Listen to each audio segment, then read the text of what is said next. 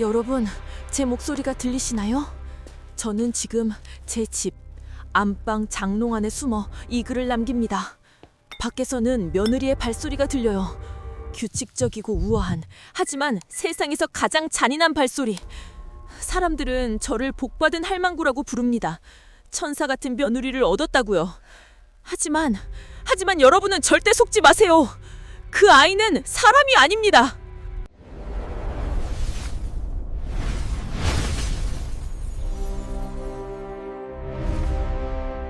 구독, 좋아요, 알림 설정은 무료이니 한 번씩 꼭 눌러주세요.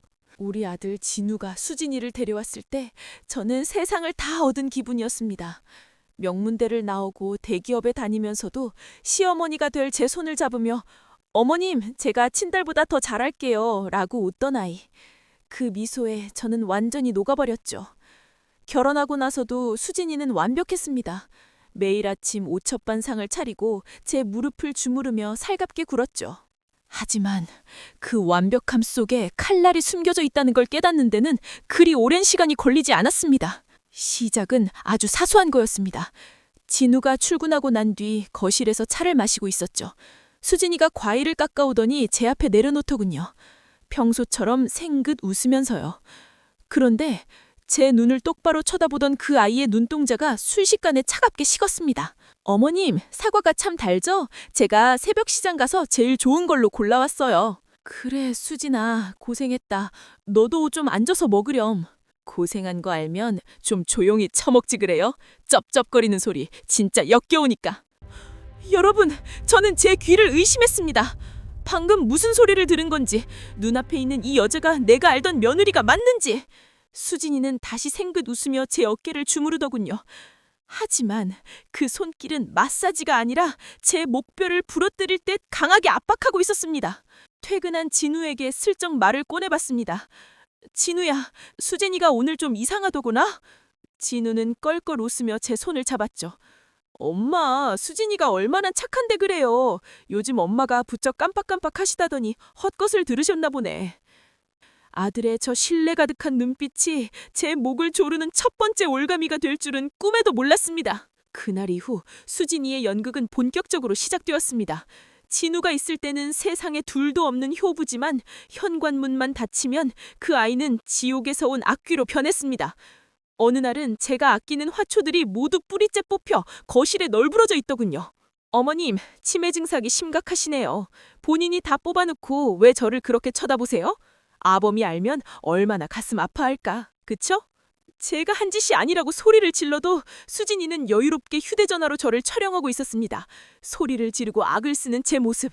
그 영상은 퇴근한 진우에게 엄마의 발작 증세로 보고되었습니다. 진우는 눈물을 흘리며 저를 병원에 데려가려 하더군요. 수진이는 옆에서 눈물을 닦으며 진우를 위로했습니다. 여보, 내가 더 정성껏 돌볼게. 어머님 병원 보내지 말자. 허탈하게 웃으며 그 가증스러운 연기에 세상은 속고 저는 미친년이 되어갔습니다. 그러던 어젯밤이었습니다. 수진이가 잠든 줄 알고 거실로 몰래 나왔죠. 물이라도 한 잔 마시려는데 주방 싱크대 밑에서 이상한 소리가 들렸습니다. 긁는 소리, 서걸거리는 소리. 저는 조심스럽게 싱크대 문을 열었습니다. 거기엔 제 사진들이 수백 장 들어있었습니다. 그런데 그 사진들 모두 제 눈 부분이 바늘로 갈기갈기 찢겨 있더군요. 그리고 사진 뒤에는 붉은 글씨로 이렇게 적혀 있었습니다. 언제 죽을 거야? 빨리 죽어버리지. 그 순간 제 뒤에서 그림자가 드리워졌습니다. 차가운 금속력 소리와 함께 수진이의 목소리가 들렸죠. 어머님, 남의 물건 함부로 만지면 못 써요. 그러다가 손가락이 잘릴 수도 있거든요. 수진이는 제 등 뒤에서 식칼을 만지며 웃고 있었습니다. 그 아이의 눈은 즐거움으로 번뜩이고 있었죠. 저는 그 길로 방으로 도망쳐 문을 잘랐습니다. 지금 밖에선 수진이가 문고리를 천천히 돌리고 있어요. 어머님, 약 드셔야죠. 안 먹으면 아범한테 또 이를 거예요. 여러분, 이 집은 이제 효도의 보금자리가 아니라 제 무덤이 되려 합니다. 저는 오늘 이 집을 탈출하려 합니다. 진우에게 알릴 방법도 경찰에 신고할 증거도 없습니다. 이미 수진이는 이 집안 곳곳에 제가 미쳤다는 증거들을 심어두었으니까요. 저는 가방을 챙겼습니다. 그리고 장롱 깊은 곳에서 수진이가 숨겨둔 또 다른 것을 발견했습니다. 그것은 우리 아들 진우의 이름이 적힌 생명보험 서류였습니다. 수혜자는 수진이. 그런데 그 서류 옆에 놓인 작은 약병? 이건 심장파비를 일으키는 약이잖아요. 수진이의 목표는 저만이 아니었습니다. 우리 아들 진우, 내 아들도 위험해요. 저는 이제 목숨을 걸고 이 방을 나갑니다. 펠발, 제가 무사히 밖으로 나갈 수 있게 빌어주세요. 그리고 기억하세요. 천사의 얼굴을 한 악마는 바로 당신 곁에 있을지도 모릅니다. 여러분, 어젯밤 제가 장롱 안에서 발견한 그 약병, 잠 한숨 자지 못하고 그 약병의 정체를 알아냈습니다. 심장마비를 유도하는 부정맥 치료제더군요. 멀쩡한 사람도 치사량을 먹으면 자는 듯이 가게 만드는, 흔적도 남지 않는 독약. 수진이는 그 독약을 우리 아들 진우의 이름이 적힌 보험 서류 옆에 고이 모셔두고 있었습니다. 그 아이는 제 목숨만 노리는 게 아니었어요. 제 전부인 아들 진우를 제물로 바쳐 그 화려한 인생을 완성하려던 겁니다. 아침이 밝았습니다. 수진이는 평소처럼 앞치마를 두르고 콧노래를 부르며 전복죽을 끓이고 있더군요. 그 우아한 뒷모습을 보는데 소름이 끼쳐서 온몸에 닭살이 돋았습니다. 진우는 아무것도 모른 채 수진이의 허리를 감싸 안고 입을 맞추더군요. 우리 수진이 어머님 기운 없으시다고 새벽부터 전복을 다졌어? 역시 당신밖에 없어. 아들아, 그 전복 속에 무엇이 들어있을지 너는 꿈에도 모르겠지. 어머님, 얼른 나오셔서 죽 드세요. 어제 밤새 잠도 못 주무시고 뒤척이시던데 이거 드셔야 기운 차리시죠. 저는 식탁 앞에 앉았습니다. 수진이가 제 앞에 놓아준 죽그릇. 김이 모락모락 나는 그 죽이 마치 지옥에 끓는 가마솥처럼 보였습니다. 수진이는 제 눈을 빤히 쳐다보며 생긋 웃더군요. 그 미소 뒤에 숨겨진 빨리 처먹고 뒤져버려 라는 목소리가 들리는 것 같아 숟가락을 든 손이 덜덜 떨렸습니다. 이대로 당할 수는 없었습니다. 진우가 출근한 뒤 저는 수진이 몰래 집을 빠져나왔습니다. 수진이의 과거. 그 아이가 우리 집에 오기 전엔 어떤 삶을 살았는지 알아야 했습니다. 저는 수진이가 예전에 살았다던 동네를 찾아갔습니다. 그곳에서 수진이의 전 남편 식구들을 안다는 한 노인을 만날 수 있었죠. 노인의 입에서 나온 이야기는 제 상상을 초월했습니다. 수진이가 전 남편과 결혼한 지 1년 만에 시아버지는 계단에서 굴러 떨어져 죽고 시어머니는 갑작스러운 심장마비로 세상을 떠났다는 겁니다. 그리고 전 남편은 우울증으로 스스로 생을 마감했다고 하더군요.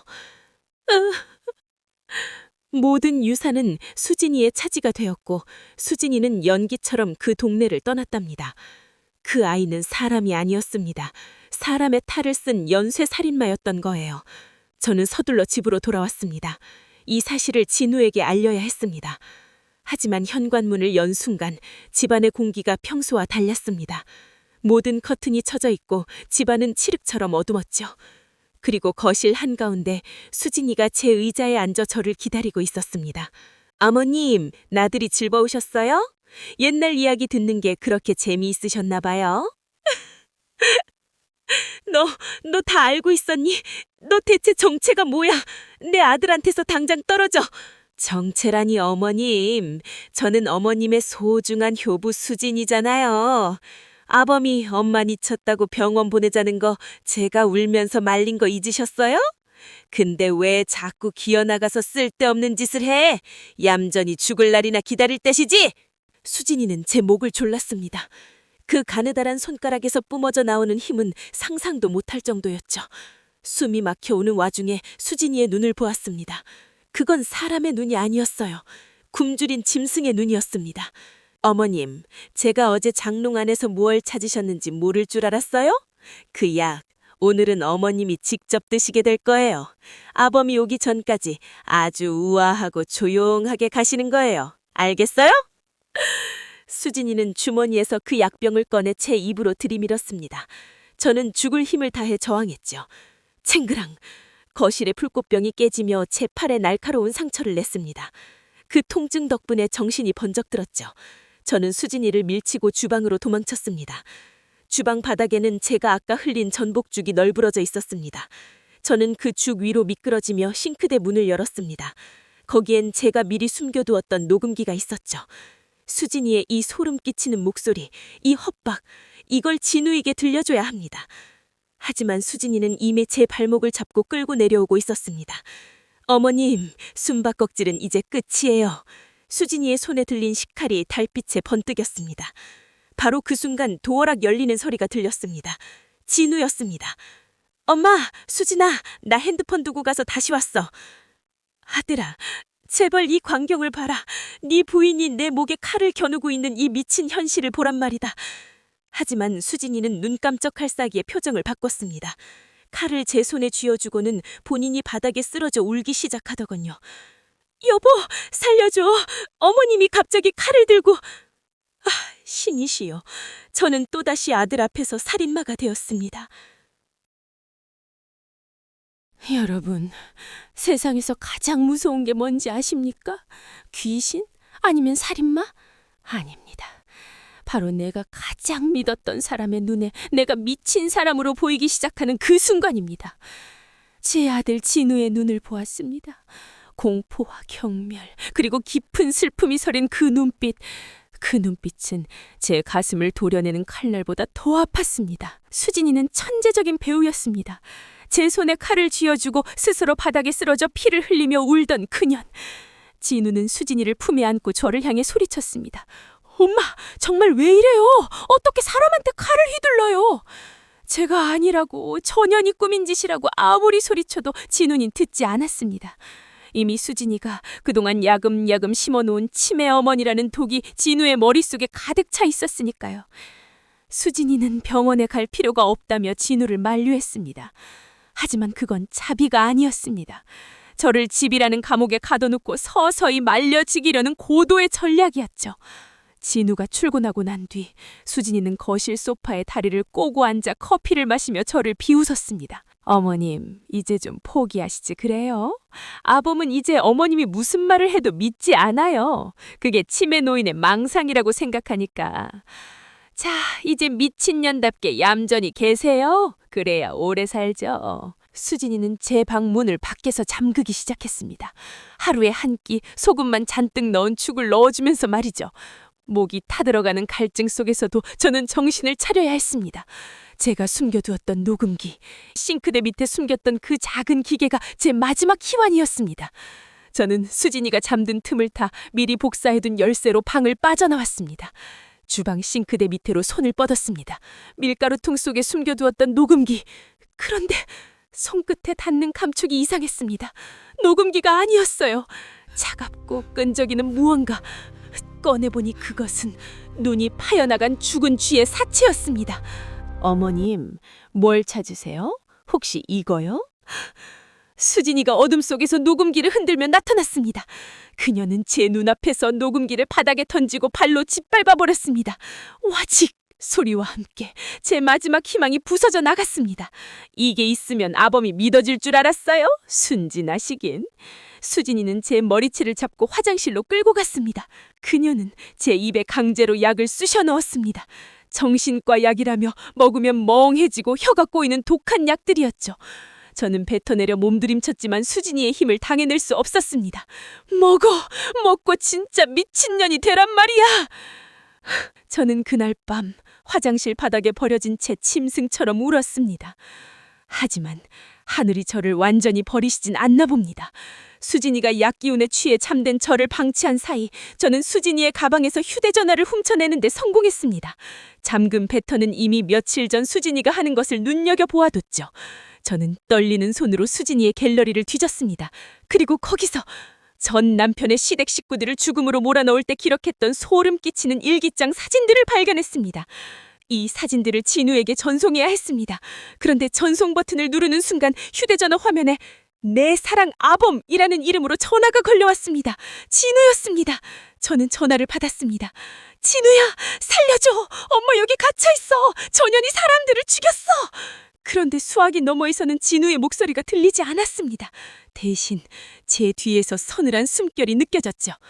어머님, 남의 전화기 환부로 쓰시면 요금이 많이 나와요. 수진이가 제 등 뒤에서 제 휴대전화와 똑같은 기계를 들고 있었습니다.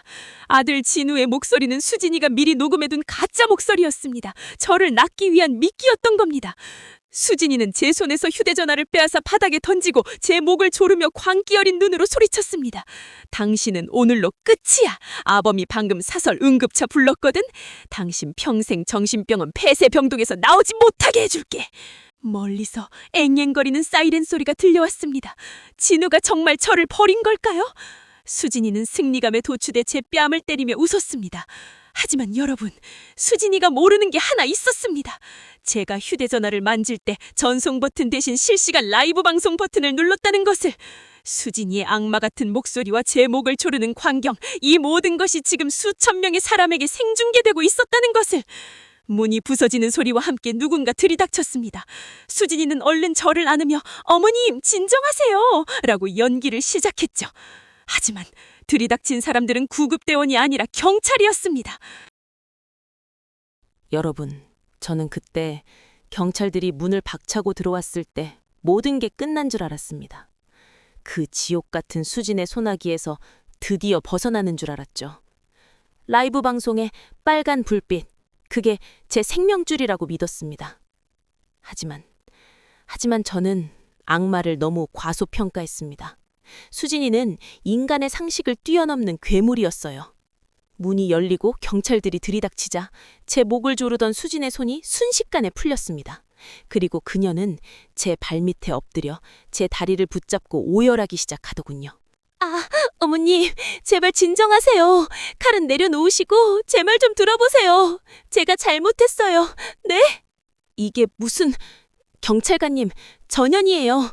전현이 제 목을 조르고 저를 죽이려고 했어요. 지금 라이브 방송으로 다 나갔잖아요. 저는 바닥에 떨어진 스마트폰을 가리켰습니다. 하지만 경찰관이 집어든 스마트폰 화면은 검게 꺼져 있었습니다. 수진이가 경찰이 들어오기 직전 제 손에서 핸드폰을 낚아채 바닥에 던지며 전원을 꺼버린 거였죠. 수진이는 제 팔에 난 상처, 꽃병에 베인 상처를 가리키며 울부짖었습니다. 경찰관님, 어머님이 갑자기 발작을 하시면서 자해를 하시고 저를 죽이겠다고 칼을... 저 좀 살려주세요. 너무 무서워요. 경찰들의 눈빛이 변하더군요. 공포에 질린 가냘픈 며느리와 머리는 산발이 된 채 악을 쓰는 미친 노인네. 세상은 또다시 수진이의 연극에 박수를 보냈습니다. 진우가 달려왔습니다. 경찰은 진우에게 어머니의 증세가 심각하니 강제 입원을 고려해보라고 권유했죠. 수진이는 진우의 품에 안겨 벌벌 떨면서도 저를 향해 보이지 않게 입꼬리를 올렸습니다. 당신은 이제 끝이야 라는 그 비웃음. 진우는 제 손을 잡고 울었습니다. 엄마, 도대체 왜 이래요? 수진이가 엄마를 얼마나 생각하는데 왜 수진이를 죽이려고 해? 아들의 그 원망 섞인 눈물을 보며 저는 깨달았습니다. 이제 말로는 아무것도 증명할 수 없다는 것을요. 저는 며칠 동안 죽은 듯이 지냈습니다. 수진이가 주는 소금죽도 묵묵히 받아먹고 멍청한 표정으로 벽만 바라봤죠. 수진이가 방심하기를 기다린 겁니다. 그리고 진우가 미안하다며 사다 준 최신형 보조 배터리. 사실 그건 제가 진우에게 사달라고 간곡히 부탁한 초소형 카메라가 숨겨준 특수 장비였습니다. 수진이가 샤워하러 들어간 틈을 타 저는 거실 시계 옆과 주방 선반 구석에 카메라를 설치했습니다. 손이 떨려 몇 번이나 떨어뜨릴 뻔했지만 이번이 마지막 기회라고 생각하며 이빨을 꽉 깨물었죠. 이 카메라에 네가 나를 고문하고 비웃는 그 얼굴이 찍히기만 해봐라. 그때는 진우도 경찰도 너를 잡아갈 테니까. 설치를 마치고 방으로 돌아온 순간 샤워 소리가 뚝 끊겼습니다. 수진이가 젖은 머리를 수건으로 털며 제 방으로 들어오더군요. 그녀는 제 침대맡에 앉아 제 얼굴을 빤히 쳐다봤습니다. 어머님, 요즘 너무 조용하시네요. 갑자기 착해지니까 더 기분 나쁜가 알아요? 아, 혹시 또 무슨 꿍꿍이가 있는 건가? 아무것도 없다. 난 그냥 졸리구나. 저는 억지로 눈을 감았습니다. 수진이는 한참 동안 저를 내어다보다가 방을 나갔습니다. 밤이 깊어지고 저는 거실의 카메라가 제대로 작동하는지 확인하기 위해 제 핸드폰을 켰습니다. 화면 속에는 거실의 풍경이 선명하게 들어왔습니다. 그런데 화면 속에 이상한 장면이 잡혔습니다. 수진이가 거실 한복판에 서서 제가 설치한 카메라를 정면으로 응시하고 있더군요. 마치 렌즈 너머에 있는 저와 눈을 맞추는 것처럼. 어머님, 이거 찾으세요? 화질 좋네요. 아범한테 제 생생한 연기를 보여주고 싶으셨구나. 저는 비명을 질렀습니다. 수진이는 이미 모든 걸 알고 있었습니다. 그녀는 카메라를 떼어내는 대신 카메라 앞에서 귀괴한 짓을 하기 시작했더군요.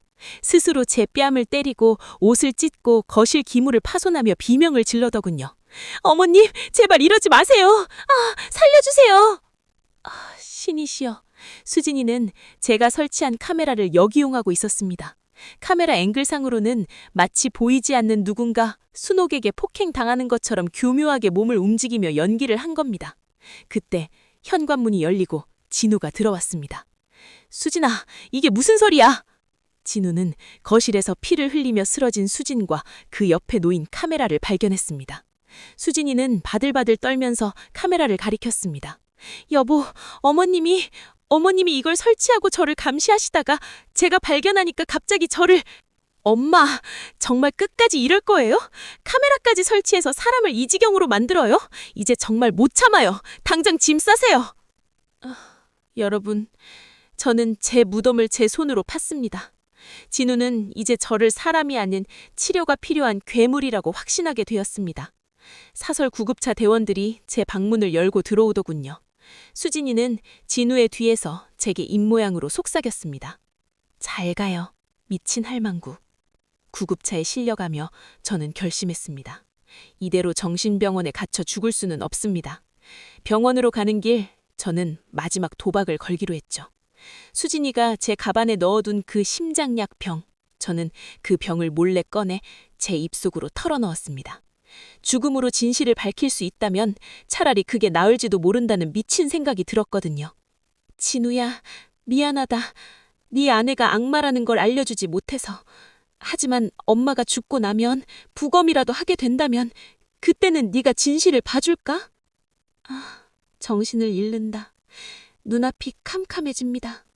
이게 제 마지막일까요? 여기가 지옥인가요? 눈을 뜨니 온통 하얀 천장뿐이었습니다. 코끝을 찌르는 독한 소독약 냄새, 그리고 기계적으로 울리는 심박 동기 소리. 저는 죽지 않았군요. 죽음으로 진실을 밝히려 했던 제 마지막 도박은 실패로 끝난 모양입니다.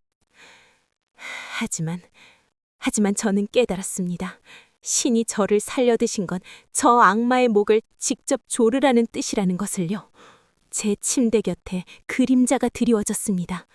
고개를 돌리니 거기 수진이가 앉아있더군요. 하얀 환자복을 입은 저를 세상에서 가장 가련한 눈빛으로 바라보며 제 손을 꼭 잡고 있었습니다. 하지만 그녀의 손은 얼음장처럼 차가웠고 제 손등을 파고드는 손톱은 마치 짐승의 발톱 같았습니다. 어머님, 왜 그러셨어요? 죽으려면 곱게 죽지 왜 그 약을 먹어서 사람 번거롭게 만들어요? 응급실에서 위세척하느라 아범이 얼마나 울었는지 아세요? 수진이는 제 귀에 입술을 바짝 대고 말했습니다. 그 약, 아범은 어머님이 저를 모함하려고 몰래 훔쳐먹은 거라고 믿고 있어요. 역시 치매 노인의 자살 소동은 효과가 좋네요. 이제 아범은 어머님 얼굴만 봐도 치를 떨어요. 축하드려요, 어머님. 완벽하게 버림받으신 걸. 진우가 들어왔습니다. 며칠 밤을 지샌 듯 초췌한 얼굴. 진우는 제 침대 옆에 주저앉아 고개를 푹 숙였습니다. 엄마, 왜 그랬어? 수진이가 그렇게 잘해주는데 왜 그 약을 훔쳐먹고 수진이를 살인자로 만들려고 해? 엄마, 정말 무서운 사람이야. 진우야, 그게 아니야. 그 약은 수진이가 너를 죽이려고 숨겨둔 거야. 나는 외쳤지만 약 기운 때문에 혀가 굳어 하는 괴물 같은 소리만 입 밖으로 흘러나왔습니다. 그런데 말입니다. 바로 그때 기적이 일어났습니다. 수진이가 진우를 위로하며 제 입가에 묻은 침을 닦아주려던 순간이었죠. 수진이의 주머니에서 작은 메모지 한 장이 바닥으로 떨어졌습니다. 진우는 무심코 그 종이를 집어들었죠. 수진이의 얼굴이 순식간에 굳어졌습니다. 그 종이는 수진이가 제 약을 관리한다며 적어둔 메모였는데 거기엔 제가 평소에 먹지도 않는 양 이름들과 치사량이라는 단어가 수진의 필체로 또박또박 적혀 있었습니다. 이게 뭐야? 치사량? 엄마가 먹는 양 옆에 왜 이런 게 적혀 있어? 아, 그거 어머님이 하도 약을 거부하셔서 혹시라도 잘못 드시면 위험할까봐 제가 공부하려고 적어둔 거야. 약사님한테 물어보려고. 여보, 내가 얼마나 걱정했는지 알잖아. 수진이는 진우의 손에서 종이를 낙채듯 뺏어들었습니다. 하지만 진우의 눈빛에 아주 작은, 정말 아주 작은 의심의 불꽃이 이는 것을 저는 보았습니다. 평생 수진이를 신처럼 믿던 아들의 믿음에 처음으로 균열이 간 겁니다. 저는 이 기회를 놓칠 수 없었습니다. 수진이가 간호사와 상담하러 나간 사이 저는 진우의 소매를 붙잡았습니다. 그리고 떨리는 손으로 진우의 손바닥에 글자를 적기 시작했습니다. 심장약, 옷장. 진우는 제 손바닥 글자를 읽으며 미간을 찌푸렸습니다. 심장약, 옷장. 엄마, 옷장에 뭐가 있다는 거야? 저는 필사적으로 고개를 끄덕였습니다. 진우는 잠시 고민하더니 무언가 결심한 듯 병실을 나섰습니다. 짐을 챙겨오겠다며 수진이에게는 비밀로 하고 집으로 향한 것이죠. 이제 시간 싸움입니다. 진우가 집안 안방 장롱 깊숙한 곳, 수진이가 그토록 숨기고 싶어 했던 그 갈색 봉투와 남은 약병들을 찾아낸다면 모든 게 끝납니다. 하지만 수진이는 만만한 여자가 아니었습니다. 병실로 돌아온 수진이는 진우가 없어진 걸 확인하자마자 광기 어린 눈으로 저를 노려보았습니다. 아범, 집에 갔죠? 어머님이 무슨 짓을 했는지 다 알아요. 근데 어쩌죠? 제가 아범보다 한 발 더 빠를 것 같은데? 수진이는 제 산소 호흡기줄을 손으로 만작거리기 시작했습니다. 병원에서는 사고사가 참 흔해요. 기계 오작동 혹은 환자의 돌발 행동. 수진이의 손이 산소 차단 밸브로 향했습니다. 제 심박동 소리가 미친 듯이 빨라졌습니다. 삐, 삐, 삐. 바로 그 순간 병실 문이 거칠게 열렸습니다. 진우였습니다. 진우의 손에는 수진이가 그토록 숨기고 싶어 했던 그 갈색 봉투가 들려 있었습니다. 진우의 얼굴은 분노와 배신감으로 일그러져 있었죠. 이수진, 너 이거 뭐야? 이 약병들, 그리고 내 이름으로 된 사망보험금 서류. 이게 왜 우리 집 장롱 밑바닥에 숨겨져 있어? 아들아, 드디어 네가 보았구나. 악마의 꼬리를 네가 직접 잡았구나. 수진이는 얼어붙은 채 진우를 쳐다보았습니다. 과연 이 우아한 악마는 이 절체절명의 위기를 어떻게 빠져나갈까요? 하지만 여러분, 조심하세요. 짐승은 궁지에 몰렸을 때 가장 잔인하게 문다는 사실을요. 수진이의 눈빛이 슬픈 며느리에서 순식간에 포식자의 눈으로 변하는 것을 저는 보았습니다. 여러분, 아들의 손에 들린 그 갈색 봉투를 보았을 때 저는 이제야 이 긴 싸움이 끝나는 줄 알았습니다. 수진이의 그 빳빳한 고개가 꺾이고 드디어 악마의 가면이 조각조각 부서질 줄 알았죠. 하지만 악마는 절벽 끝에서도 기어 올라올 발톱을 숨기고 있었습니다. 진우가 서류를 내밀며 소리치자 수진이는 잠시 얼어붙는 듯 했습니다. 하지만 1초, 아니 0.5초였을까요? 그 짧은 찰나에 그녀의 눈에 고였던 당황함은 흔적도 없이 사라졌습니다. 수진이는 오히려 비틀거리며 침대 난간을 붙잡더니 진우보다 더 처절하게 울음을 터뜨렸습니다. 여보, 당신 정말 이럴 거야? 내가 왜 그걸 거기 숨겼는지 정말 몰라서 물어. 어머님이 당신 죽여버리겠다고, 당신 죽이고 본인도 죽겠다고 그 약을 들고 설쳐냈는데 내가 그걸 어떻게 그냥 둬. 당신 무서워할까봐, 당신 상처받을까봐 내 이름으로 보험 들어놓고 나중에 어머님 돌아가시면 당신 혼자 남을까봐 그랬던 건데. 여러분, 들리시나요? 저 가증스러운 목소리가? 수진이는 그 약병과 보험 서류가 모두 나를 지키기 위한 것이 아니라 자살 충동이 있는 미친 시어머니로부터 남편을 지키기 위한 방어 기제였다고 말을 바꾼 겁니다. 진우는, 그 어리석은 제 아들은 또다시 흔들리기 시작했습니다. 그게 정말이야? 수진아, 정말 엄마가 나를 해치려 했다고? 저는 더 이상 참을 수 없었습니다. 병실 침대에서 일어나 수진이의 머리채를 잡으려 했죠. 하지만 약기운 때문에 저는 바닥으로 고꾸라졌고 그 모습은 진우에게 또다시 발작하는 치매 환자의 모습으로 비춰졌습니다. 수진이는 진우의 뒤로 숨으며 비명을 질렀습니다. 봐, 여보, 어머님 지금 또 시작이잖아. 저 눈빛 봐, 나를 죽이려 하잖아. 저는 깨달았습니다. 이곳에 있으면 나는 영원히 미친 노파로 죽겠구나. 저는 진우가 간호사를 부르러 나간 사이 수진이가 비웃으며 제 귀에 대고 속삭이는 소리를 들었습니다. 어머님, 이제 곧 폐쇄병동으로 가실 거예요. 거기선 소리를 질러도 아무도 안 와요. 지옥에 가시는 걸 환영해요. 저는 포기하지 않았습니다. 간호사가 들어와 저에게 진정제를 주사하려던 찰나 저는 미리 숨겨둔 유리 조각으로 제 팔을 더 깊게 그었습니다. 병실은 피바다가 되었고 의료진이 당황해 집중력이 분산된 사이 저는 병실 문을 박차고 달렸습니다. 엘리베이터가 아닌 비상 계단으로 환자복 차림에 맨발로 저는 죽을 힘을 다해 병원을 탈출했습니다. 제가 향한 곳은 수진이가 예전에 살았던 그 마을, 화평리였습니다. 택시기사에게 제 금반지를 빼주며 간청했습니다. 화평리에 도착했을 때 마을 입구에 서 있는 커다란 느티나무가 마치 저를 기다리고 있는 영혼들처럼 보였습니다. 저는 마을 사람들을 피해 가장 오르는 가옥을 찾아갔습니다. 그곳에는 수진이의 진짜 과거를 아는 또 다른 증인이 살고 있었죠. 수진이의 첫 번째 남편, 그 집안의 유일한 생존자인 멀리 떨어진 친척이었습니다. 그는 제 몰골을 보고 경악하며 저를 안으로 들였습니다. 그 남자의 입에서 나온 이야기는 충격적이었습니다. 수진이의 본명은 이수진이 아니었습니다. 박미영. 그녀는 이미 2번의 결혼 경력이 있었고 각 집안마다 노인들이 의문의 심장마비로 사망했다는 겁니다.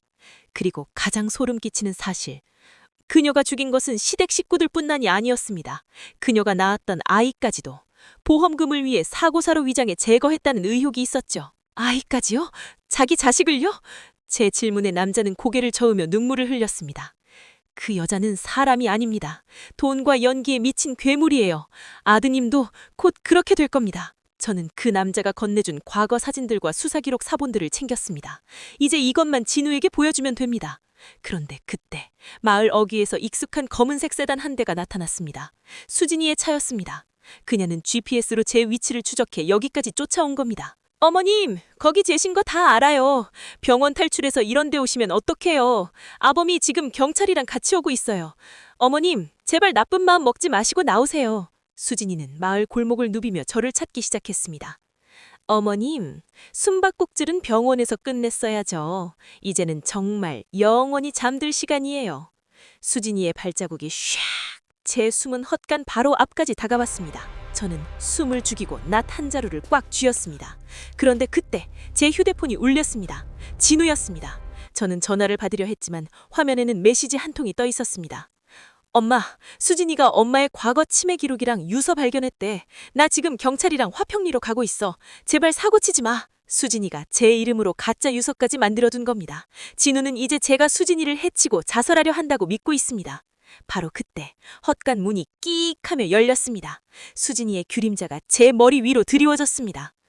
어머님, 그 나 참 잘 어울리네요. 우리 마지막 연기의 완벽한 소품이에요. 자, 이제 아범 앞에서 멋지게 죽어주세요. 여러분, 헛간 문이 열리고 수진의 그림자가 저를 덮쳤을 때 저는 정말 제 생의 마지막 페이지가 넘어가는 줄 알았습니다. 수진은 웃고 있었어요. 제 목을 조를 때보다 더 우아하고 더 아름다운 모습으로 말이죠. 하지만 악마가 간과한 게 하나 있었습니다. 쥐도 막다른 골목에 몰리면 고양이를 문다는 사실을요. 멀리서 경찰차의 사이렌 소리가 들려왔습니다. 진우가 오고 있었죠. 수진은 제 손에 든 낫을 보더니 갑자기 제 발취에 무릎을 꿇었습니다. 그리고는 자기 팔을 그 낫날에 갖다 대더군요. 아! 하는 비명과 함께 수진의 하얀 팔에서 붉은 피가 솟구쳤습니다. 여보, 살려줘요. 어머님이 저를 죽이려고 해요. 경찰관님, 제발 저 좀 살려주세요. 1초도 안 되는 사이에 벌어진 일이었습니다.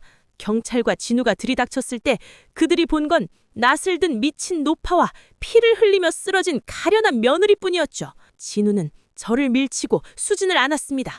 엄마, 정말 미쳤어? 어떻게 이래? 어떻게? 진우야, 그게 아니야. 전현이 자기 팔을 그은 거야. 내가 소리를 질렀지만 제 입에서 나가는 건 짐승의 포효 같은 비명뿐이었습니다. 저는 결국 다시 집으로 끌려왔습니다. 수지는 어머님을 정신병원에 보내면 자살하실지도 모른다며 진우를 설득해 저를 집에 가뒀습니다. 하지만 그건 자비가 아니었습니다. 더 확실하고 더 고통스러운 죽음을 선물하기 위한 수진의 계획이었죠. 다음 날 아침부터 독이 든 성찬이 시작되었습니다. 수지는 매 끼니마다 세상에서 가장 화려하고 맛깔스러운 음식을 차려왔습니다. 갈비찜, 전복초, 구수한 된장찌개. 하지만 그 음식들 위에는 하얀 가루가 보이지 않게 뿌려져 있었습니다. 제가 병원에서 털어넣었던 그 심장약보다 훨씬 더 치명적인 서서히 몸을 마비시키는 독약이었죠. 어머님, 팔 다치신 거 덧나지 않게 보양식 좀 차려왔어요. 아범이 어머님 걱정하느라 회사도 못 가고 방에서 울고 있어요. 어머님이 이거 다 드셔야 아범 마음이 좀 풀리지 않겠어요?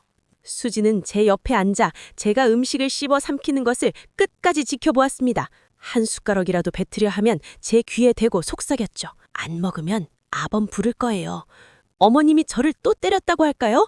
아니면 이번엔 아범 밥에 이 가루를 탈까요? 그 말에 저는 독약을 밥처럼 씹어 삼켜야 했습니다. 내 아들을 지키기 위해서 말이죠. 하지만 저 역시 가만히 죽어주진 않았습니다. 수진이 잠시 자리를 비운 사이 저는 혀 밑에 감춰두었던 음식들을 뱉어냈습니다. 그리고 수진의 눈을 피하기 위해 화장실 변기에 버렸죠. 몸은 점점 무거워지고 가슴은 답답해져 왔지만 정신만은 또렷해졌습니다. 이제 저는 수진에게 반격을 시작하기로 했습니다. 며칠 뒤 수진이 진우의 퇴근 시간에 맞춰 거창한 저녁 식사를 준비하고 있었습니다. 저는 비틀거리는 몸을 이끌고 주방으로 나갔습니다. 수진은 어머님, 죽을 날 받아놓으신 분이 왜 나오셨을까? 라며 저를 비웃더군요. 저는 아무 말 없이 수진의 뒤에서 그녀가 국솥에 독약을 타는 것을 지켜보았습니다. 진우가 들어왔습니다. 수진은 식탁에 앉아 진우의 국그릇을 챙겼습니다. 저는 그때 수진의 발을 슬쩍 걸었습니다. 수진이 휘청거리며 국그릇을 놓치려 할 때 제가 대신 그 그릇을 낙채 수진의 앞에 놓았습니다. 수진아, 고생 많았다. 오늘 이 국은 네가 먼저 먹으렴. 며느리 사랑은 시어머니라지. 어머님, 제가 나중에 먹을게요. 아범 배고플 텐데 얼른 아범 줘요. 수진아, 엄마가 웬일로 이렇게 마음을 여시네. 엄마 말대로 당신이 먼저 한 입 먹어봐. 당신 요즘 나 간호하느라 고생 많았잖아. 수진의 흑이빛 얼굴이 되었습니다. 자기가 탄 독약이 든 국, 한 방울만 먹어도 심장이 멎을 수 있다는 걸 누구보다 잘 아는 수진이었죠. 진우는 수진의 입가에 숟가락을 갖다 댔습니다. 자, 얼른! 수진은 부르르 떨리는 손으로 숟가락을 밀어내려 했지만 진우의 눈빛이 조금씩 의심으로 변해가고 있었습니다. 수진아, 왜 안 먹어? 혹시 이 국에 내가 모르는 거라도 있는 거야? 수진은 결국 숟가락을 받아들였습니다. 그녀의 눈에 광기가 서리더군요.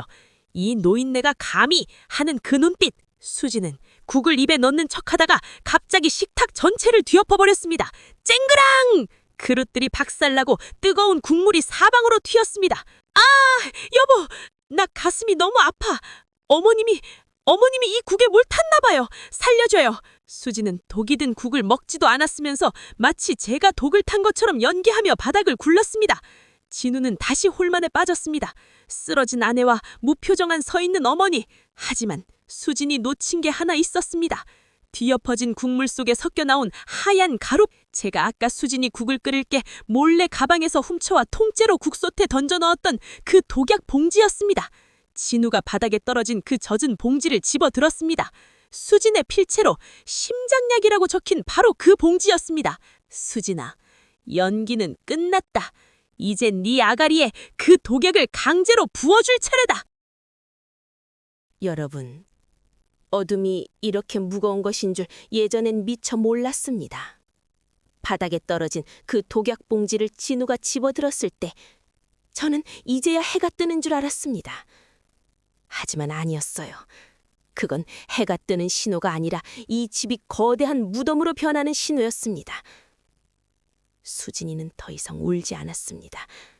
바닥에 주저앉아 가슴을 쥐어짜던 연극을 멈추고 천천히, 아주 천천히 고개를 들어 진우를 바라보더군요. 그 눈빛은 사람이 아니었습니다.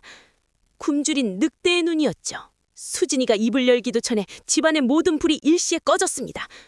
퍽 하는 소리와 함께 세상은 칠흑 같은 어둠 속에 잠겼죠. 수진이가 미리 두꺼집을 외려버린 겁니다.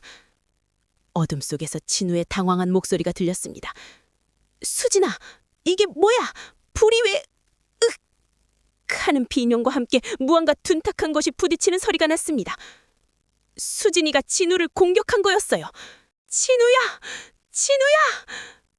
저는 보이지 않는 어둠 속을 더듬으며 아들의 이름을 불렀습니다. 하지만 대답 대신 들려온 것은 수진의 소름 끼치는 웃음소리였습니다.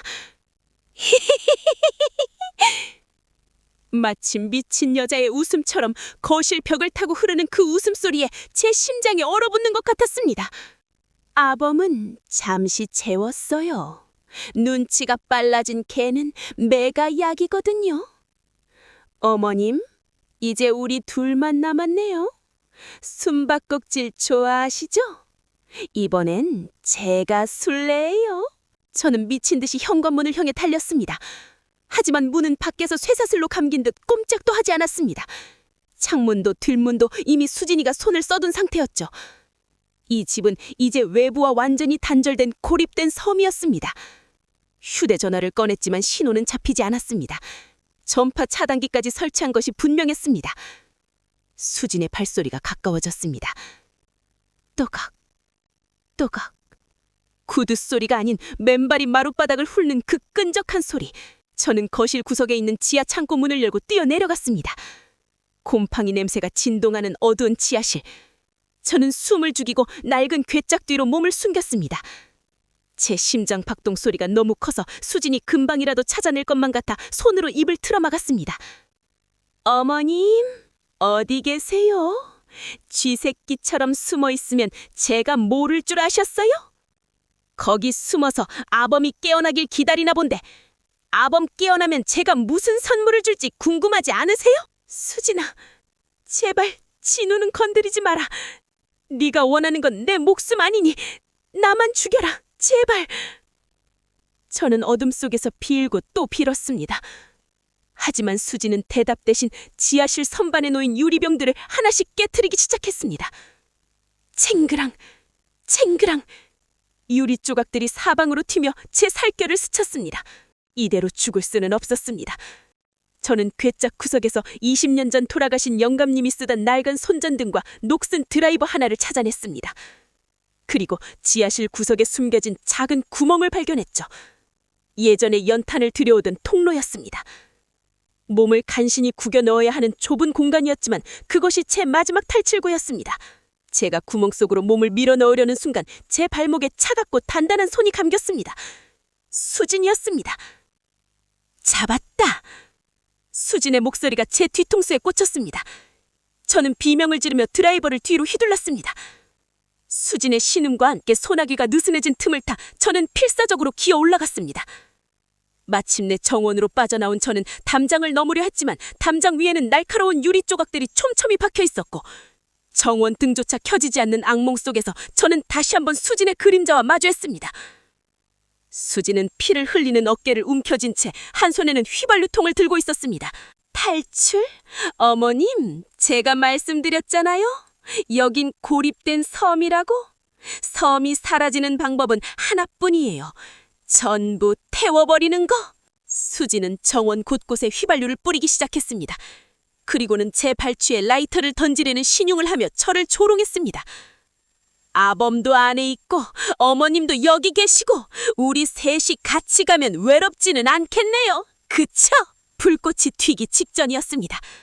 갑자기 집안에서 둔탁한 충격음과 유리가 깨지는 소리가 들렸습니다. 진우가 깨어난 걸까요? 수진의 눈빛이 흔들리는 찰나 저는 수진을 밀치고 다시 집 안으로 뛰어들어갔습니다. 아들을 두고 나 혼자 살 수는 없었습니다. 그런데 집안 거실 한복판에 허 있는 진우의 손에는 수진이 목소리가 생생하게 녹음된 펜 형태의 녹음기였습니다. 수진이 방심하고 거실에 흘렸던 그녀의 진짜 얼기장이었습니다. 수진아, 네가 아범을 잠재웠다고 생각했지?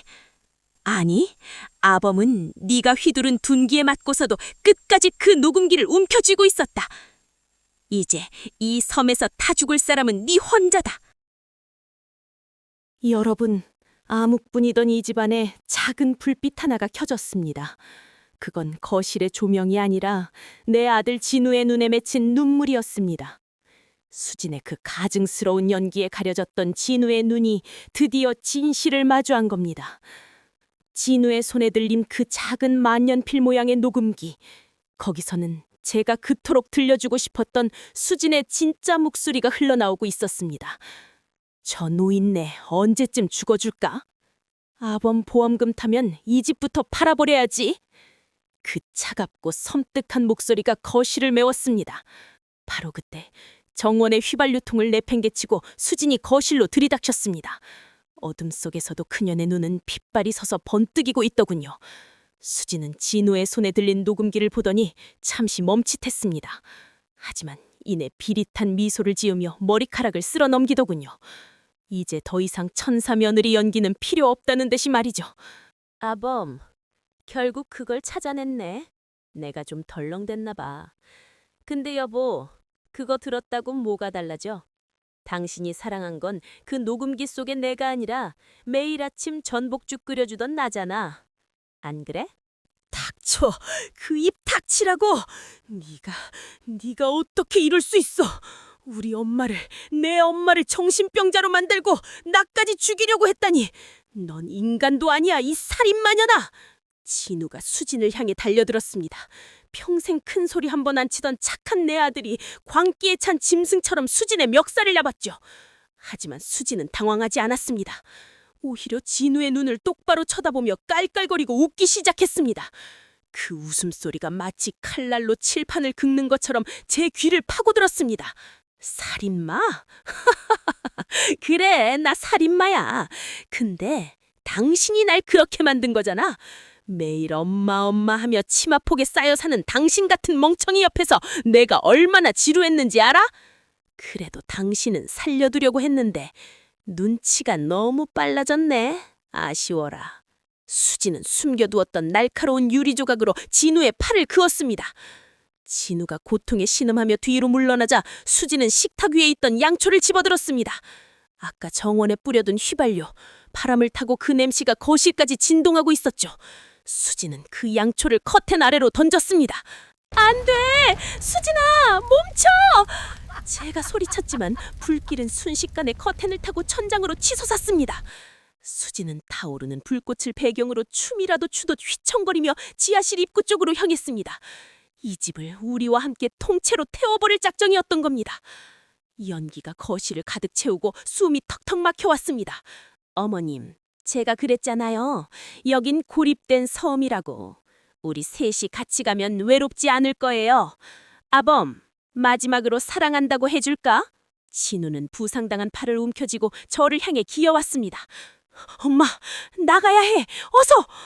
진우는 매캐한 연기 속에서도 저를 등에 업었습니다. 하지만 수진이 현관문 앞을 가로막았습니다. 수진의 손에는 아까 지하실에서 가져온 듯한 무거운 쇠파이프가 들려 있었습니다. 이대로 아들과 함께 죽을 수는 없었습니다. 저는 진우의 등에서 내려와 수진을 향해 달려들었습니다. 이 악마 같은 년아, 내 아들은 건드리지 마! 저는 온 힘을 다해 수진의 허리를 껴안고 거실 구석으로 밀어붙였습니다. 수진은 쇠파이프로 제 등을 내리쳤지만 저는 놓지 않았습니다. 죽음보다 아들을 잃는 것이 더 두려웠기 때문입니다. 엄마, 안 돼! 수진, 별발 그만해! 이미 경찰 불렀어. 곧 여기 사람들 들이닥칠 거야! 수진의 얼굴에 처음으로 당혹감이 서렸습니다. 경찰을 불렀다는 말에 수진은 주위를 두리번거리더니 불이 아직 번지지 않은 주방 쪽 창문을 깨고 밖으로 뛰어내렸습니다. 당신들 여기서 다 죽어버려! 수진의 마지막 저주가 연기 속에 흩어졌습니다. 진우는 한가시로 현관문을 부수고 밖으로 탈출했습니다. 뒤를 돌아보니 우리 집은 이미 거대한 불덩어리가 되어 있었습니다. 20년 넘게 살아온 우리 집이 추억이 담긴 그 공간이 수진의 광기 속에 사라지고 있었습니다. 멀리서 소방차와 경찰차의 사이렌이 들려왔습니다. 그런데 여러분, 불타는 집을 바라보며 허망하게 서 있던 그때였습니다.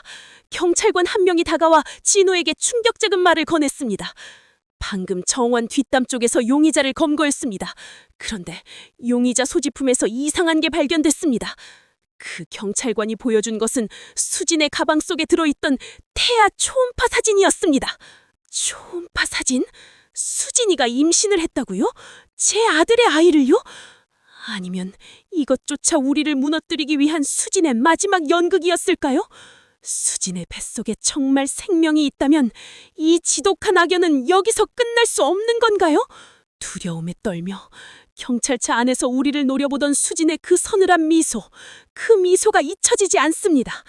어머님, 아직 뱃속에 증인이 남았는데 정말 제가 끝날 것 같아요? 여러분, 집이 불타체가 되는 것을 보며 저는 모든 악몽이 끝난 줄 알았습니다. 그 뜨거운 불길이 수진의 악행과 제 고통을 모두 태워 없애줄 거라 믿었죠. 하지만 아니었습니다. 경찰의 손에 들린 그 초음파 사진 한 장이 잿더미 위에서 다시 독초처럼 피어나 저를 옥죄기 시작했습니다. 어머님, 저 아이 가졌어요. 우리 진우 씨 아이. 경찰차 뒷좌석에서 수진이 제게 보낸 그 서늘한 미소와 입모양, 그것은 승리의 선언이었습니다. 경찰서 유치장 대신 수진은 병원 VIP 병동으로 이송되었습니다. 임산부의 안정이 최우선이라는 법의 테두리 뒤로 숨어버린 거죠. 제 아들 진우는 넋이 나간 사람처럼 병원 복도에 주저앉아 있었습니다. 수진의 실체를 다 보고도 그 핏줄이라는 이름 앞에 무너지고 있는 거였죠. 엄마, 나 어떻게 해야 해? 그 여자가 괴물인 건 알겠는데 내 아이를 가졌다잖아. 내 핏줄이 저 여자 뱃속에 있다는데 내가 어떻게 손을 놔? 진우야, 정신 차려. 저 여자가 어떤 여자인지 잊었어. 우리를 죽이려던 여자야. 저 아이도 너를 묶어두기 위한 미끼일 뿐이라고. 저는 아들의 멱살을 잡고 흔들었지만 진우의 눈은 이미 흔들리고 있었습니다. 수지는 그 틈을 놓치지 않았습니다. 병실 안에서 가녀린 신음소리를 내며 진우를 불러들였죠. 여보, 진우 씨, 나 미워해도 좋아. 나 죽여도 돼. 근데 우리 아기는 살려줘. 당신 닮은 이 아이는 죄가 없잖아. 진우의 손을 자기 배에 갖다 대며 느껴져? 여기서 뛰고 있는 우리 아기 심장 소리. 나 당신 없으면 죽어, 여보. 아, 저 가증스러운 연기. 진우는 결국 수진의 손을 맞잡고 오열했습니다. 수진은 진우의 품에 안겨 저를 쳐다봤습니다. 눈물 고인 눈 너머로 번뜩이는 그 조소. 결국 내 승리야 할망구라고 말하는 그 눈빛을 저는 똑똑히 보았습니다. 저는 이대로 무너질 수 없었습니다. 수진의 뱃속에 있는 것이 정말 우리 가문의 핏줄인지 아니면 또 다른 조작인지 확인해야 했습니다. 저는 수진이 다녔다는 산부인과를 뒷조사하기 시작했습니다. 그리고 거기서 소름 끼치는 진실의 단초를 발견했습니다. 수진이 진우에게 보여준 초음파 사진 속 날짜와 태아의 크기가 미묘하게 맞지 않았습니다. 저는 지인인 전직 간호사를 통해 그 병원의 차트를 몰래 확인했습니다. 수진은 이미 3년 전 불법 시술로 영구적인 불임 판정을 받은 상태였습니다. 임신이 불가능한 몸인데 아이를 가졌다니? 그럼 그 초음파 사진은? 저는 수진의 가방에서 발견된 사진 속 병원 로고를 추적했습니다. 그것은 수진의 고향 친구가 운영하는 작은 동네 의원이었습니다. 모든 것이 짜여진 각본이었습니다. 가짜 임신으로 진우의 발목을 잡고 구속을 피하려는 수진의 마지막 도박이었던 겁니다. 저는 이 증거를 가지고 진우에게 달려갔습니다. 하지만 병실 문 앞에서 저는 걸음을 멈출 수밖에 없었습니다. 수진이 누군가와 은밀하게 통화하는 소리가 들려왔기 때문입니다. 그래, 돈은 입금했어. 서류 완벽하게 조작해놔. 아범놈은 이미 내 뱃속 아이한테 정신 팔렸으니까 걱정 말고. 그 노인네, 조만간 진짜로 미치게 만들어야지. 이번엔 병원이 아니라 영원히 입을 못 열 곳으로 보낼 거야. 수지는 진우를 이용해 집행유예로 풀려날 계획을 세우는 동시에 저를 영원히 제거할 음모를 꾸미고 있었습니다. 저는 녹음기를 켜려 했지만 갑자기 뒤에서 누군가 제 입을 막았습니다. 수진에 고용된 심부름꾼이었습니다. 저는 비상계단으로 끌려갔습니다. 그들은 저를 위협하며 말했습니다. 할머니, 얌전히 계셔야지. 안 그러면 아드님 목숨도 장담 못해. 저는 계단 구석으로 밀쳐졌고 그들은 수진의 지시대로 제 가방 속에 마약 성분이 든 약병을 집어넣었습니다. 저를 상습 마약 복용자로 몰아 사회적으로 매장시키려는 속셈이었죠. 저는 필사적으로 저항하며 계단을 굴러 내려갔습니다. 온몸이 부서지는 고통 속에서도 저는 진우에게 보낼 메시지를 전송했습니다. 진우야, 초음파 사진 가짜야. 수진이 불임이야. 제발 믿어줘. 하지만 메시지가 전송 완료되기도 전에 제 휴대전화는 산산조각이 났습니다. 정신이 아득해지는 와중에 구두 소리가 들려왔습니다. 수진이었습니다. 환자복 차림으로 내려온 그녀는 제 앞에 쪼그려 앉아 부러진 제 손가락 사이에서 휴대전화 조각을 빼냈습니다. 그리고는 제 귀에 대고 세상에서 가장 달콤하게 속삭였습니다. 어머님, 이제 정말 작별이에요. 아범한테는 어머님이 제 아이를 질투해서 스스로 계단에서 투신했다고 말해줄게요. 아, 걱정 마세요. 장례식은 아주 성대하게 치러드릴게. 내 뱃속 가짜 아이의 할머니니까요. 여러분, 제 시야가 붉게 물들어갑니다. 아들에게 진실을 전하지 못한 채 이대로 눈을 감아야 하는 걸까요? 수진의 손이 제 코와 입을 막아옵니다. 하지만 아직 제 심장은 뛰고 있습니다. 죽어서라도, 아니 악귀가 되어서라도 저는 이 악마를 지옥으로 끌고 가겠습니다. 제 입과 코를 막던 수진의 그 차가운 손길, 의식이 멀어지며 하얗게 전멸하던 시야 속에서 저는 보았습니다. 제 머리 위로 쏟아지던 병원 복도의 무미건조한 조명, 그리고 그 뒤에 숨은 악마의 그림자를요. 하지만 저승사자도 제 억울함이 가여웠던 걸까요? 수진이 마지막 힘을 주려던 순간 비상계단 문이 벌컥 열렸습니다. 청소부 아주머니의 비명소리와 함께 수진은 저를 내팽개치고 달아났습니다. 저는 그렇게 구사일생으로 목숨을 건졌습니다. 전신이 부서지는 통증 속에서도 저는 정신을 놓지 않았습니다. 지금 병원 침대에 누워있으면 수진은 반드시 다시 올 것이기 때문입니다. 저는 아주머니의 도움을 빌려 병원 뒷문을 통해 연기처럼 사라졌습니다. 세상은 제가 계단에서 투신해 실종된 줄로만 알고 있겠죠. 저는 화평리에서 만났던 그 친척 남자의 집으로 숨어들었습니다. 그곳에서 며칠간 몸을 추스르며 저는 수진의 심장을 찌른 마지막 화살을 깎았습니다. 수진은 지금쯤 제 죽음을 확신하며 진우 옆에서 승전보를 울리고 있겠지요. 하지만 그년이 간과한 게 하나 있습니다. 제가 병원 계단에서 굴러떨어지기 직전 제 가방 속에 숨겨진 녹음기를 켜두었다는 사실을요. 그 녹음기 안에는 수진이 불임이라는 사실을 고백하고 저를 죽이겠다고 협박하던 그 악마 같은 목소리가 생생하게 담겨 있었습니다. 저는 그 음성 파일을 복사해 수진의 가짜 임신을 도왔던 그 동네 의원 원장에게 보냈습니다. 원장님, 이 목소리 들리시죠? 당신이 조작한 그 초음파 사진 때문에 사람이 죽을 뻔했어. 당신까지 살인 공범으로 엮이기 싫으면 내일 당장 우리 아들한테 진실을 고백해. 안 그러면 이 녹음본은 경찰서로 갈 거야. 겁쟁이 원장은 사색이 되어 제 발밑에 엎드렸습니다. 수진이 약속한 돈보다 자신의 면허가 더 중요했던 거겠죠. 이제 모든 준비는 끝났습니다.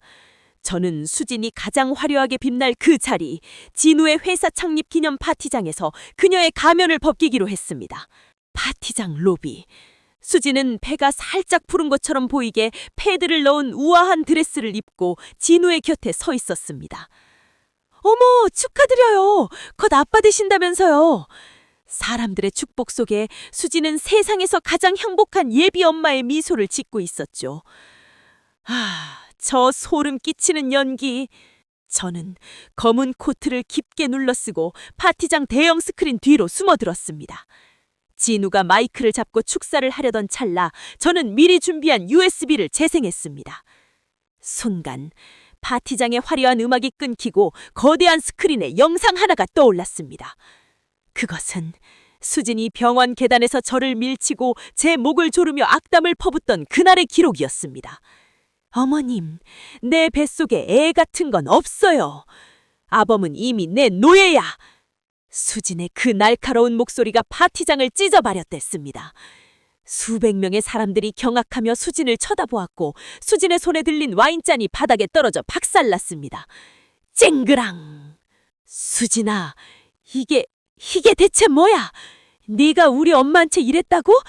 내 아이가 가짜라고? 아니야, 저거 조작이야. 어머님이 나를 함정에 빠뜨리려고 만든 가짜라고. 여보, 믿지 마. 가짜? 이수진, 아직도 네 눈에는 내가 죽은 사람으로 보이니?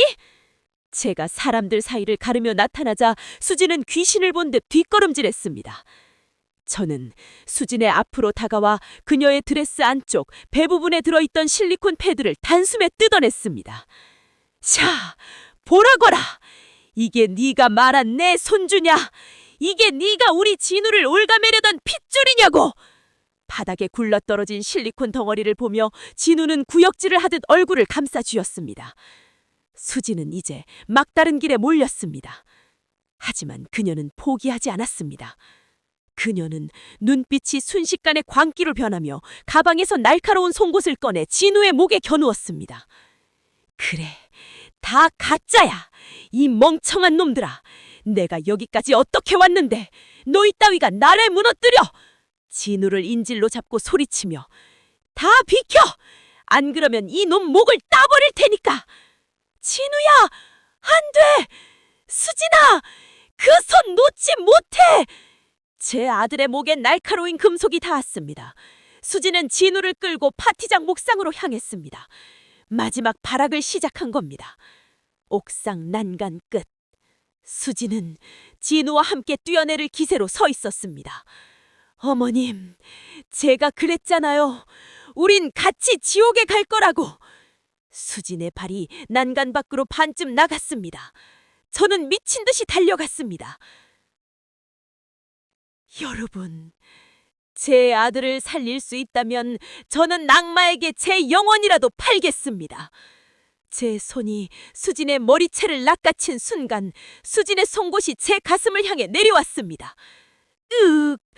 뜨거운 액체가 제 옷을 적십니다. 하지만 저는 놓지 않았습니다. 진우야! 도망쳐! 수진과 저 두 여자의 몸이 난간 밖으로 기우뚱하게 쏠립니다. 진우의 비명소리가 멀어집니다. 이게 정말 끝인 걸까요? 여러분, 옥상 난간 끝에서 불던 그 서늘한 밤바람을 기억합니다. 제 가슴을 뚫고 들어온 수진의 그 날카로운 송곳보다 제 아들을 지옥으로 끌고 가려던 그녀의 광기 어린 눈빛이 더 아팠습니다. 하지만 저는 놓지 않았습니다. 제 손톱이 빠지고 살점이 떨어져 나다도 그 악마의 머리채를 붙잡고 버텼습니다. 엄마니까요. 자식을 지키기 위해서라면 지옥 불길 속이라도 기꺼이 뛰어드는 것이 엄마니까요. 옥상 난간이 휘청거렸습니다. 제 가슴에선 뜨거운 피가 울컥 쏟아졌지만 저는 수진의 목을 끌어안고 뒤로 넘어졌습니다. 난간 밖이 아니라 옥상 바닥 안쪽으로 말이죠. 쾅 하는 소리와 함께 우리 두 여자는 바닥을 뒹굴었습니다. 수진은 짐승처럼 비명을 지르며 다시 송곳을 치켜들었습니다. 이 노인네가 같이 죽자니까! 왜 안 죽어? 왜? 당신만 없으면 완벽했다고! 당신만 없으면 이 모든 돈과 아범이 다 내 거였는데! 죽어버려! 수진은 쓰러진 저를 향해 송곳을 내리찍으려 했습니다. 하지만 바로 그 순간 진우가 수진의 팔을 낚아채어 멀리 던져버렸습니다. 진우의 눈에는 더 이상 망설임도 슬픔도 없었습니다. 오직 자신의 어머니를 죽이려 한 괴물에 대한 처절한 징후만이 남았을 뿐이었죠. 진우는 수진을 밀쳐내고 저를 품에 안았습니다. 엄마, 정신 차려. 피가 너무 많이 나. 엄마! 이수진, 아니 박미영, 너라는 괴물을 믿은 내가 병신이었어. 내 손으로 널 죽이지 않는 걸 다행으로 알아. 이제 법의 심판을 받아. 네가 죽인 그 수많은 사람들의 영혼이 널 절대 가만두지 않을 거야. 경찰들이 옥상으로 들이닥쳤습니다. 수지는 수갑이 채워지는 순간에도 웃더군요. 미친 듯이 깔깔거리며 내가 이긴 거야.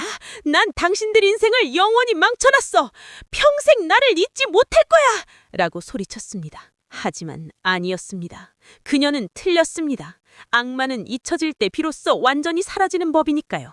저는 응급실로 실려갔고 기적적으로 수술에 성공했습니다. 병상에 누워 창밖을 보는데 문득 그런 생각이 들더군요. 그동안 제가 겪은 지옥이 정말 현실이었을까? 꿈이라면 얼마나 좋을까? 하지만 제 몸에 남은 흉터들이 말해주고 있었습니다. 악마는 우리 곁에 아주 친절한 얼굴로 숨어 있었다는 것을요. 수진, 아니 박미영의 재판은 전국을 뒤흔들었습니다. 그녀의 가짜 임신, 보험 사기, 그리고 화평리에서 벌어진 연쇄살인 의혹까지 모두 세상에 드러났습니다. 수지는 법정에서도 끝까지 치매 노인의 모함이라며 연기를 하려 했지만 제가 목숨 걸고 녹음한 파일과 화평리 생존자의 증언 앞에 결국 무너졌습니다. 그녀에게 내려진 형량은 사형. 비록 집행은 되지 않겠지만 그녀는 이제 평생 차가운 시멘트 벽 안에서 자신이 죽인 사람들의 환영에 시달리며 살아가게 될 겁니다. 진우는 한동안 집 밖으로 나오지 못했습니다. 자신이 사랑했던 여자가 괴물이었다는 사실, 그리고 그 괴물에게 어머니를 맡겼다는 죄책감이 아들을 짓눌렀죠. 저는 그런 진우의 손을 잡고 말했습니다. 진우야, 지나간 일이다. 네 잘못이 아니야. 우리가 살아남은 게 이긴 거야. 우리는 불타버린 집터 위에 좁은 꽃들을 심었습니다. 잿더미 속에서도 생명은 다시 피어오르더군요. 이제 제 이야기도 끝을 향해 가네요. 저는 다시 평범한 일상으로 돌아왔습니다. 아침이면 새소리에 잠을 깨고 진우가 사다 준 따뜻한 차를 마십니다. 가끔 현관문 열리는 소리에 가슴이 철렁할 때도 있지만 이제는 압니다. 그 문 뒤에는 저를 사랑하는 제 아들이 서 있다는 것을요. 여러분, 혹시 여러분 곁에도 너무나 완벽하고 천사 같은 사람이 있나요? 과할 정도로 당신에게 지극정성인 누군가가 있습니까? 의심하고 또 의심하세요. 가면 뒤에 진짜 얼굴을 보기 전까지는 절대 마음을 놓지 마세요. 악마는 가장 아름다운 모습으로 당신의 식탁에 앉아 있을지 모르니까요. 그런데 말입니다. 얼마 전 교도소에 있는 수진에게서 편지 한 통이 왔습니다.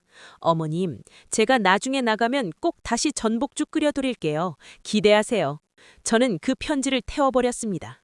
하지만 여러분, 수진의 그 목소리가 자꾸만 귓가에 맴돕니다. 악마는 사라진 게 아니라 단지 잠시 갇혀 있는 것뿐일까요? 아니요. 이제 두 번 다시 속지 않습니다. 저는 이제 제 인생의 주인으로 당당하게 고개를 들고 살아갈 겁니다. 그동안 제 긴 싸움을 지켜봐 주셔서 감사합니다. 이제 정말 안녕히 계십시오. 구독, 좋아요, 알림 설정은 무료이니 한 번씩 꼭 눌러주세요. 오늘도 이야기 들어주셔서 감사합니다. 내가 이 주인공이었다면 어땠을지 여러분의 의견도 댓글로 남겨주세요.